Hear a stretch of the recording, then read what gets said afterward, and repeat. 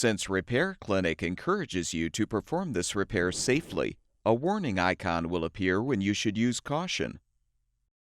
Before you replace the oven light lens retainer in your electric range, be sure to unplug the power cord or shut off the power supply.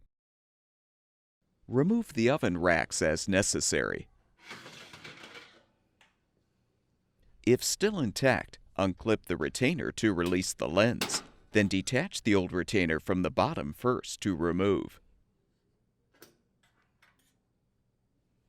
Install the new light lens retainer by first inserting the straight end into the upper hole, then rotate the retainer to insert the curved end into the bottom hole.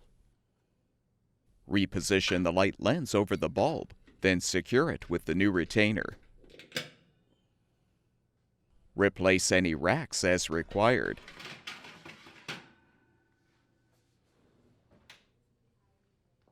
Plug the power cord back in or restore the power supply, and your electric range should be ready for use.